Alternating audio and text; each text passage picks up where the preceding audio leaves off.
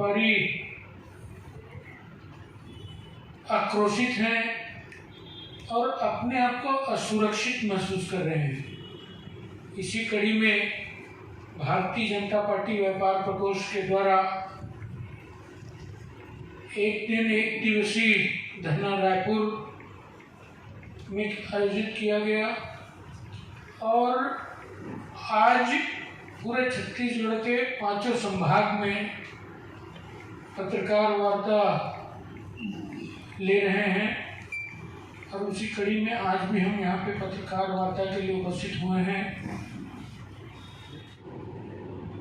और सागर गोलछा जी, सचिन बघेल जी,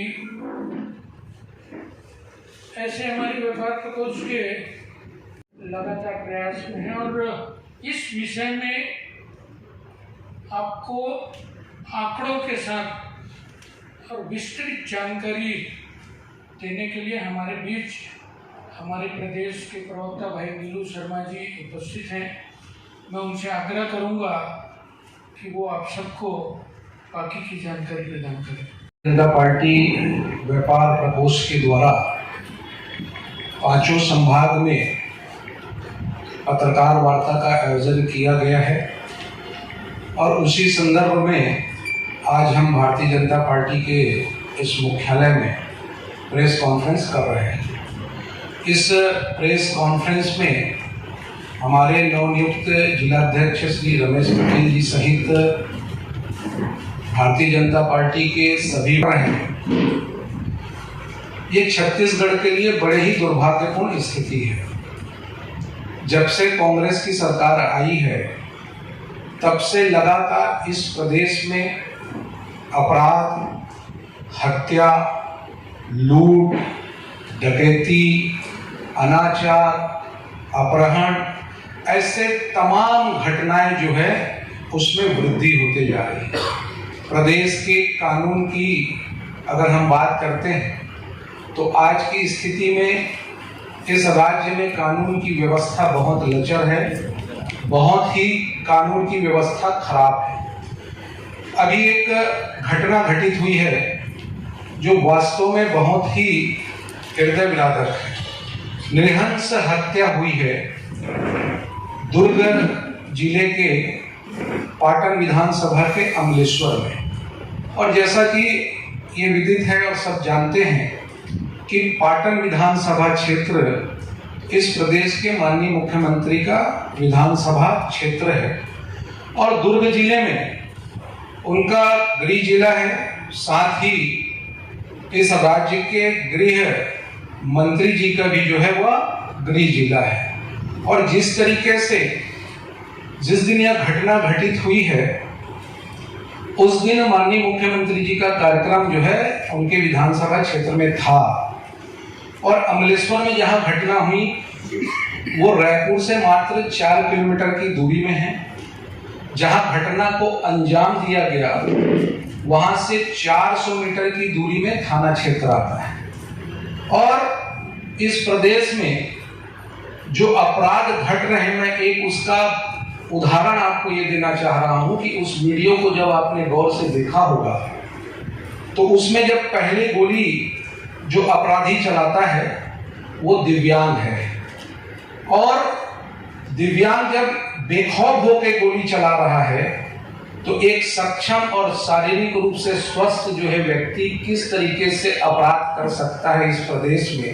यानी कहने का मतलब ये है कि इस प्रदेश में जब से कांग्रेस की सरकार आई, चाहे मैं माफियाओं की बात करूं, रेत माफिया, कोल माफिया, भू माफिया, वन माफिया, और जिस तरीके से यहाँ अपराध बढ़े, चाकूबाजी की घटना जो है वो आम हो चुकी है।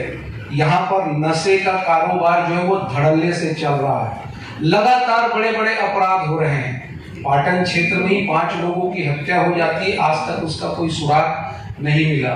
कुम्हारी में एक परिवार की सामूहिक हत्या होती है, अभी तक के पुलिस उसका इन्वेस्टिगेशन कर रही है। बिलासपुर के एक व्यापारी पर गोली चलता है, उसका जो है पुलिस रिकॉर्ड में अभी तक किसी भी प्रकार का कोई भी अपराधी जो है वो पकड़ाया नहीं जाता। और तो और जब ये घटना घटित हुई निश्चित रूप से समृद्धि ज्वेलर्स के जो संचालक सुरेंद्र सोनी जी के ऊपर जब गोली चलती है तो आप उस वीडियो को देखे होंगे कि किस तरीके से अपराधी उस पर जो है बेखौफ होकर गोली चला रहे हैं।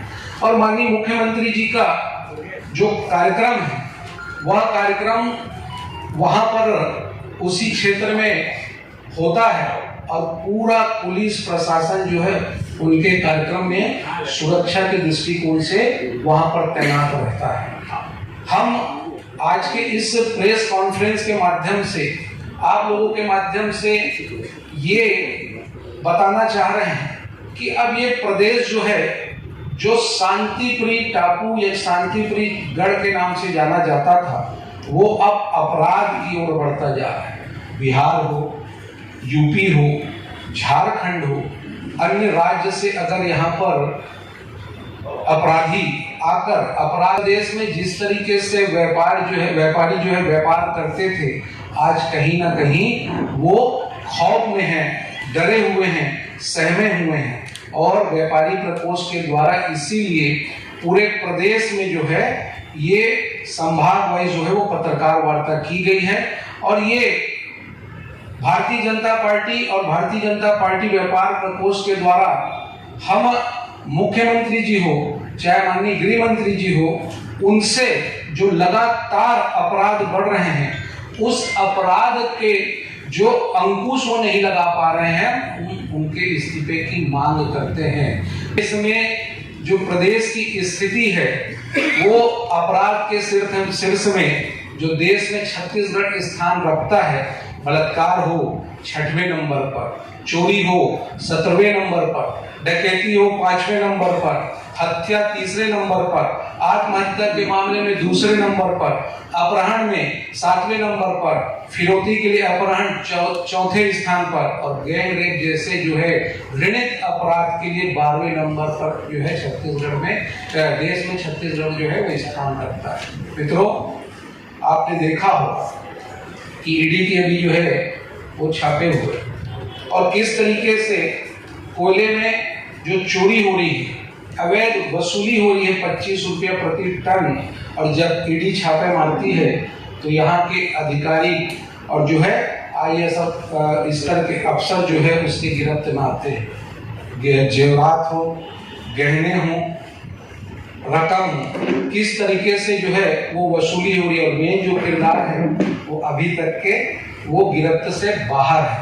कहने का तात्पर्य है कि जो प्रदेश निर्माण के बाद लगातार देश में जो है वो एक समृद्धशाली राज्य के रूप में अपना स्थान बनाते हुए आगे बढ़ रहा था, कांग्रेस की सरकार के आने के बाद यहाँ की स्थिति ऐसी हो गई है कि यहाँ का हर वर्ग जो है वो डरा हुआ है, सहमा हुआ है। उद्योगपति हो चाहे काम करने वाले लोग हो, उनके मन में तो इस बात की जो है हमेशा संशय रहती है कि कहीं हमारे ऊपर किसी प्रकार का कोई जो है वो घटना घटित ना हो जाए। क्योंकि जिस तरीके से प्रशासन जो है वो निरंकुश है, जिस तरीके से इस प्रदेश में जो है कानून की व्यवस्था जो है लचर है, बदहाल स्थिति में है, उनको कहीं ना कहीं उनके मन में इस बात को लेकर जो है वो शंका रहती है। और इसी विषय को लेकर जो है हम आज यह प्रेस कॉन्फ्रेंस कर रहे हैं। चिंता इस बात की है कि प्रदेश के मुखिया और प्रदेश के गृह मंत्री के जिले में जिस तरीके से अपराध जो है वो बेखौफ हो रहा है, अपराध जो है वो लगातार बढ़ रहा है। और एक संवेदना होती है, अगर अपराध घटित हुआ है तो निश्चित वो 22 तक 5153, और इसमें जिलेवार जो है ये बाइफरकेट भी है कि किस किस जिले में ये जो अपराध है वो कितने हुए हैं, आंकड़ों के आधार। दुर्ग के सांसद जी विजय बघेल ये जो है वो पूरी टीम के साथ उस घटना स्थल पर गए हैं। थाने का जो है उन्होंने जो है वो घेराव किया, धरना किया, और उसमें पूरी भारतीय जनता पार्टी जो है वो वहां पर उपस्थित थी। और इस प्रेस कॉन्फ्रेंस करने का जो कारण भी है कि प्रेस कॉन्फ्रेंस करके हम सरकार को ये आगाह करते हैं। और ये आप उनकी असंवेदनशीलता देखिए